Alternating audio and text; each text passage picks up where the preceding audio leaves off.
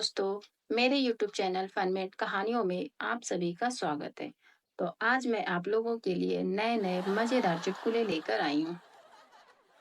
भिखारी बोला, भगवान के नाम पे कुछ दे दे बाबा। लड़की बोली, मैं बाबा नहीं बेटी हूँ। भिखारी बोला, भगवान के नाम पे कुछ दे दे बेटी। लड़की बोली, अरे मेरा नाम पूजा है।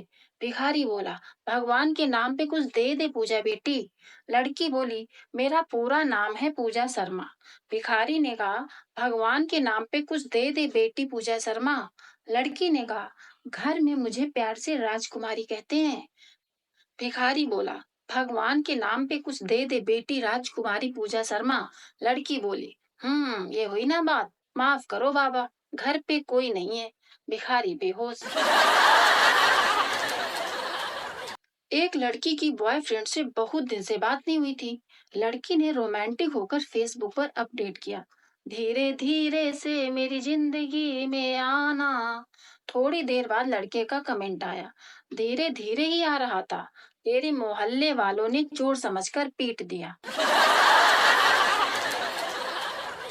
बीवी मंदिर गई और मन्नत का धागा बांधने के लिए हाथ ऊपर उठाया। फिर कुछ सोचकर धागा बांधे बिना ही हाथ नीचे कर लिया। पति बोला, ये क्या, मन्नत नहीं मांगी? पत्नी बोली, मांगने ही वाली थी कि हे ईश्वर आपकी तमाम मुश्किलें दूर कर दे। फिर सोचा कि कहीं मैं ही ना निपट जाऊं। पप्पू बोला, आओ मिलकर हम दोनों दर्द बांटते हैं। गप्पू ने कहा, लेकिन कैसे? पप्पू बोला, तुम दरवाजे में अपनी उंगली दो, मैं दबाता हूँ, फिर हम दोनों मिलकर चिल्लाएंगे। पप्पू मंदिर गया। एक बाबा ने कहा, 10 रुपए दे दे बच्चा। पप्पू ने 10 रुपए निकाल कर दे दिए। बाबा ने कहा, मैं खुश हुआ, मांग क्या मांगता है? पप्पू बोला, मुझे 100 रुपए दे दो। पत्नी खाना खाते हुए पति से बोली, अजी जरा रसोई से नमक का डिब्बा तो ले आना। पति देव रसोई में काफी देर घूरने के बाद आवाज लगाता है, यहाँ तो नमक का डिब्बा है ही नहीं। पत्नी बोली, एक नंबर के काम चोरों, एक काम भी ढंग से नहीं कर सकते, सारा दिन गप्पे हाँकते रहते हो, मोबाइल के अलावा कुछ नहीं दिखता। ये फेसबुक किसी दिन हमारा तलाक करवाएगी। दोस्तों के साथ आवारागर्दी, सारा दिन पड़ोसन पे नजर रखना, यही सब करते हो। मुझे पता था कि तुम्हें नहीं मिलेगा, इसीलिए पहले ही ले आई थी। आ जाओ और चुपचाप खाना खा लो। डॉक्टर डिप्रेशन के मरीज से बोला, क्या तकलीफ है? महिला बोली, सर दिमाग में बहुत उल्टे पुल्टे विचार आते हैं, रुकते ही नहीं।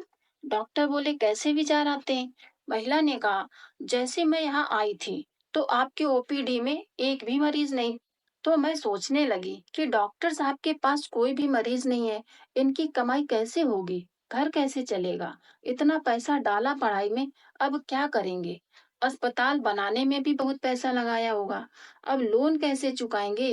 कहीं किसानों की तरह लटक तो नहीं जाएंगे एक दिन? ऐसे ही कुछ भी विचार आते रहते हैं। अब डॉक्टर साहब खुद डिप्रेशन में हैं। घायल पति को अस्पताल में भर्ती कराते ही डॉक्टर ने पत्नी को बुलाकर पूछा, पेशेंट का मेडिक्लेम है जिससे इलाज अच्छा हो और आपको खर्चा की चिंता ना हो? पत्नी बोली, डॉक्टर साहब इलाज विलाज मेडिक्लेम छोड़िए, एलआईसी है उस पर ध्यान दीजिए। कुछ दोस्त एक साथ बैठकर बियर पी रहे थे, तभी टेबल पर रखा मोबाइल बजा। लड़का बोला, हेलो। गर्लफ्रेंड बोली, मैं मार्केट में हूँ, क्या मैं 50,000 तक का गोल्ड सेट ले सकती हूँ? लड़का बोला, हाँ जानू ले लो। गर्लफ्रेंड बोली, एक सिल्क सूट भी ले लूं, 5,000 का है? लड़का बोला, हाँ जानू, एक नहीं दो चार ले लो। गर्लफ्रेंड बोली, ठीक है, तुम्हारा क्रेडिट कार्ड मेरे पास है, उसी से ले रही हूँ। लड़का बोला, हाँ ठीक है। सभी दोस्त एक साथ बोल पड़े, तू पागल है या तुझे चढ़ गई है, या तू हमें दिखाना चाहता है कि तू अपनी गर्लफ्रेंड को कितना चाहता है? लड़का बोला, वो सब छोड़ो, ये बताओ ये मोबाइल किसका है?